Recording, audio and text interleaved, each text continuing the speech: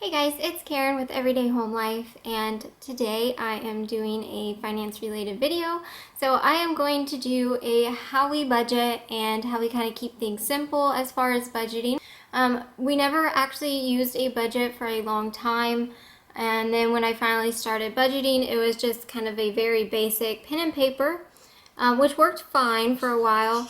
And then just recently last year, I finally downloaded Excel on my iPad, and I have been using that since. And it's worked really well. I've really liked using Excel. So I thought I would just share with you guys how I do budget, how I use Excel, and just kind of go over some other budget related questions and things of why we do things and why we don't do things. So first of all, I'm going to show you guys our budget here. This is for December, so I've already shown this in my December budget report. But if you haven't watched any of our budget reports, make sure you check those out. But this is what I post every single month. So this is the Excel that I use, and I have changed the layout on here quite a few times. And this, I've really like how this is set up. I never had it kind of colored like this. And it wasn't nearly as organized as this. So I'm really liking this setup right now. I have it kind of separated out from income, expenses, debt, and savings. And then I can also just put notes on the side when I need to. So this is working really well for me right now. For just a basic budget, this is pretty good. Basically, you just do your income. I just have the income here from my job, my husband's job, side jobs, and other income. And just what we're kind of budgeting for, like expecting, and then what the actual is. And then also every single month for the new month. So right now I'm getting the budget ready for February. And I will go through there and just see what we think our expected income will be for the month. And I do a new one for each month because our income does change, and sometimes we'll have more money from side jobs that we're expecting. So I always like to go in and kind of tweak that every single, at the beginning of every single month. And then also with the expenses, I like to go in here because some months we'll have expenses that we know and expect, and other months we won't have those expenses. So it's just good to do that at the beginning and just know ahead of what you're expecting for that certain month. So I will go in and change all that. And our expenses, I do list everything out pretty detailed. I know some people will kind of lump together like household items, like paper products with their groceries. I like to list everything out. I really like more detail to see exactly where we're spending the money and to just be able to see that out written. It's a little bit easier for me to track it that way. So I do just have everything listed out for the month, and then I will give that a number. I know like when we went and visited family in December, our gas budget is usually a lot lower than that, but I knew we had to budget more for gas that month because we were driving from Florida to Ohio and then back again. So we knew that that was going to be a little bit more money than normal. So I did increase that. So I'll go through and just increase or decrease, or I'll add a line, things like that for the month. And then I also have the section for our debt, and so we can just track that, see what we're paying towards debt every month, what the balance is, and also the debt that we do have is deferred interest. So we have to make sure that we do pay the debt off before that date, or we're going to owe interest, so we want to avoid that. So I have that on here too, so I can watch, and that'll be a reminder for me. And then this is actually something that I've added, is the savings column. I never really had that on here before, and I just kind of want to track this a little bit better to watch what we are putting into our savings, our emergency fund, our vacation, and then my IRA, and then hopefully at some point my husband will get an IRA as well, and we can start contributing to that. So that's kind of the sections of the budget and how I've set those up. I think it's pretty simple, basic. I really like kind of color coordinating, so it's a lot easier. I like that it's more organized. If you've seen my older budget reports, it didn't look anything like this, and I think this looks a lot better. So then what I try to do every single week, and I have to admit that I'm not very good at this. I don't do it as much as I should, and I need to try to get on track for that. But what I'll try to do is every single week I save all of our receipts. If we paid cash for something, I will make a note of that. Anything that we've spent for the week, I will try to keep track of and keep receipts for. Also, I keep a transaction book for our accounts and our Discover card. So anything will be in that as well, and I'll just look through that too for bills and different items. And then I will take that and I will take it into Excel and plug those numbers in for each item. So for grocery, if we go out to the grocery store, go to Walmart and go to Aldi's for the week, then I will, and normally this whole line will be empty, but this has already been completed.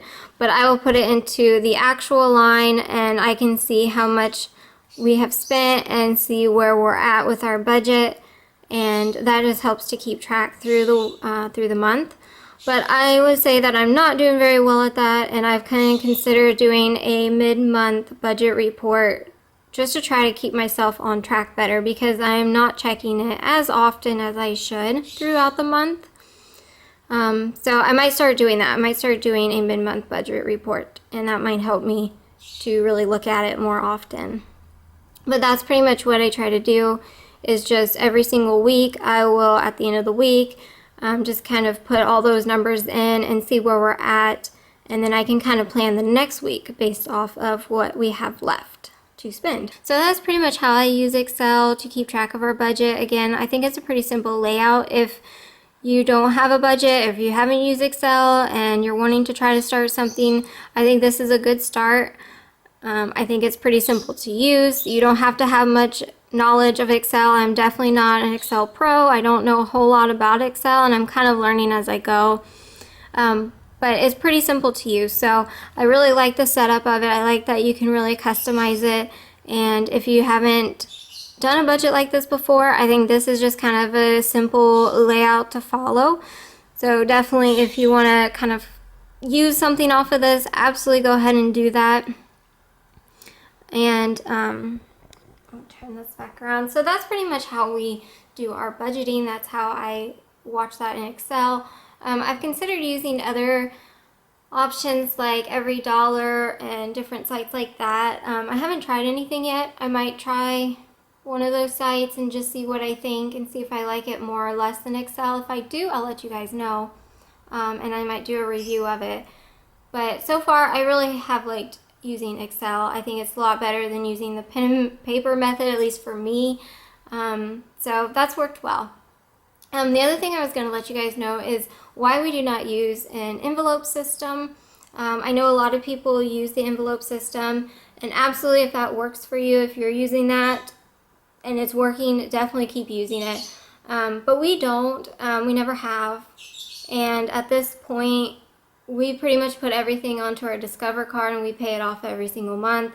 And we have been doing that for so many years that it would be easier for me if I had cash in my wallet, that I would probably spend the cash easier than swiping my card now, because I'm just so used to watching our Discover bill and not swiping the card. So it would actually be kind of the reverse for me. So at this point, that's why we don't use the envelope system. I also just don't really like carrying the cash around, but we haven't really needed to do that, and I think this has worked well for us. So that's why we don't use the envelope system. Again, I think it works great for some, and if it's working good for you, if you use that, or if you considered using that, I would give it a try and see if it works well. It's just, for me, I think I would spend the cash easier now than I would swiping my card. And then for sinking funds, we also really don't have sinking funds. And I've kind of gone back and forth on this, on wanting to do sinking funds and then not wanting to. And I still haven't decided to do that yet. The only sinking fund that I kind of track is our vacation, because that is a bigger expense. If we wanted to track or kind of do a sinking fund for an item that we knew was going to be coming up that's going to be a large expense, we might do that. But otherwise, we don't do sinking funds. We do have an emergency fund, and it is completely fully funded. And we also have a savings account. So that savings account to me is more like a sinking fund, and it's kind of like a catch-all sinking fund. So if something unexpected comes up, we would more draw out of our savings account and not touch our emergency fund, which is we do have about a year's worth of expenses in our emergency fund. And then we have a good amount in our savings as well. And that's just there for the things that just come up here and there. So the emergency fund would be more of a catastrophic major event would have to pull out of there. So otherwise everything else would just kind of come out of our savings. But we do say a sinking fund for vacation. So we do save for that every single month. So overall, that's how we budget. That is kind of what I do every single month. And that's why we don't use the envelope system and why we're not really using sinking funds right now. We'll see if I decide to do sinking funds. I'm always back and forth on wanting to do them and not wanting to do them. But right now, that's kind of how our setup is. So I just wanted to share that with you guys. And if you have any questions, let me know in the comments below. I plan on doing finance videos every Monday now. So you'll be expecting to see one every single Monday as long as I can keep on track with that. So hope you guys enjoyed the video. And if you did, give it a thumbs up. And please do subscribe if you haven't. And I will see you guys again soon in the next video. Bye, guys.